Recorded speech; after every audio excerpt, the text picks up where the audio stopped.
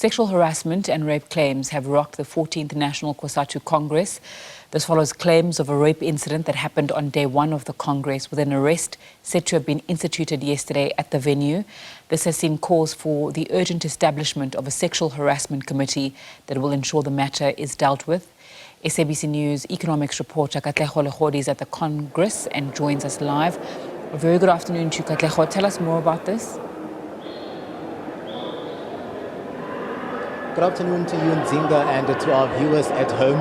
A mammoth task ahead for the Congress or that being COSATU, just to ensure that those claims of sexual harassment are being investigated and probed without really leaving anything behind in terms of those delegates that we saw earlier on in the morning, just rising on a point of order to say that those allegations need to be probed and there should be a decision taken from today going forward that will ensure that there's also a deterrent to those that perpetuate acts of sexual violence here on the ground. But today we are seeing as well the voting process underway, voting for the COSATU leadership.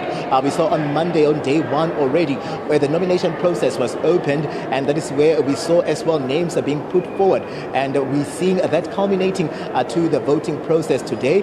We know very well as well that tomorrow will be the day that they'll be announcing the new COSATU leadership, this being the last day of the Congress here on the ground. I'm going to invite the COSATU spokesperson, that being Mr. Asizwe Pamla, to join us now to just let us in on, maybe let's start with the hot topic right now, this issue of sexual harassment that is being thrown around, and we saw that extraordinary meeting that is being held right about now to ensure that this claim is attended to. Maybe let us in on your understanding of what happened here.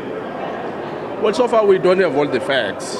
We have seen media reports, and the Congress decided to appoint a team of leaders for them to investigate this case. But these are shocking allegations. They are abominable allegations, especially when you consider the fact that today, when we discuss socio-economic issues, the issue of gender-based violence is actually very central. This year we convened a national gender conference because we were trying to focus our energies on dealing with issues like this.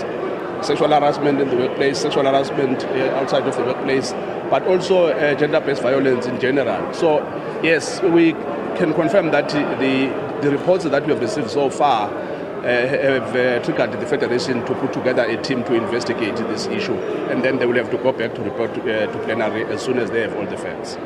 What are people saying on the ground? Do we have a name, a face to this perpetrator that is said to have allegedly constituted this act? Are we hearing that there was an arrest that was enforced? Clearly, the members that are here should have seen a van driving in and out with a delegate. Maybe is there some sort of a face to this allegation? No, we actually have not been able to confirm even from which affiliated union this individual comes from.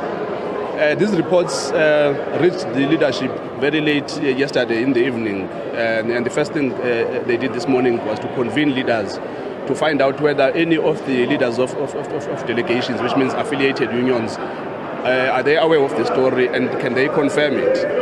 None of them could confirm, which is why then the Congress felt that let's put together a team to investigate, find out where does this individual come from which union, and then we can deal with the issue as soon as we have all the facts. Are we seeing that today the voting process is well underway in terms of the new COSATU leadership? Maybe just let us in on what we can expect as well. We know the socio-economic report that you mentioned is set to be presented here on the ground, but there were also reports, the financial report that was issued out yesterday and the organizational report. Just let us in on what are those discussions and those reports. Let us in on how this issue or this process is expected to roll out this afternoon. Well, yeah, yesterday we did get a presentation from the National Treasurer on the financial report. So this is the first report that was debated this morning.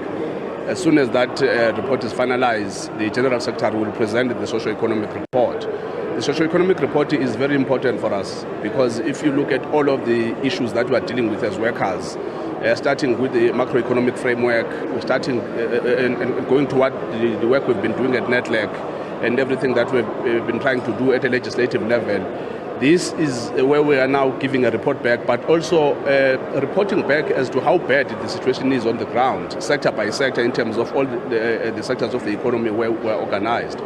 So it's going to be a very important report. In fact, we are going to spend much more, just about the entire day today discussing the socio-economic report, because the resolutions that come out of those discussions are going to be centrally in the program that we are going to develop going forward. And finally, on my end, the voting process, how is it going? What are the names of those delegates that are vying for positions of the COSATU leadership? No, we were very happy when the Congress was able to reach a consensus on 5 positions out of the top 6 positions. So the top 5 positions are not contested.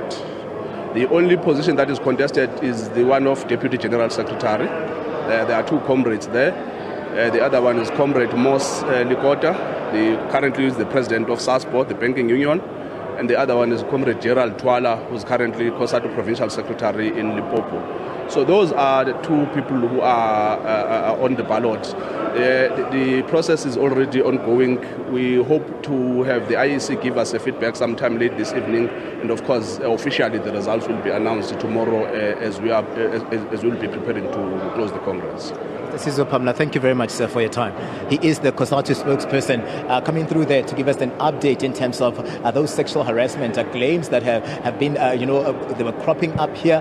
We saw them just more or less gaining traction in the morning, and we know he told us that there's a team that is investigating that, and we should have answers throughout or towards the end of the day in terms of the direction that the probe is going to take. But an important one as well being that of the voting process here on the ground. You can imagine that there's supposed to be a new leadership that comes out of this process here on the ground in terms of those that would steer the organization going forward for about 5 years. Important as well being those reports on the ground that are being discussed, that are being presented, and the members are moving to either accept or even amend some of those reports and discuss them at length in terms of how the issues, especially the socio-economic issues, affect the members or the workers on the ground. And Zinga? Katlego, SABC News economics reporter, giving us an update from that Congress.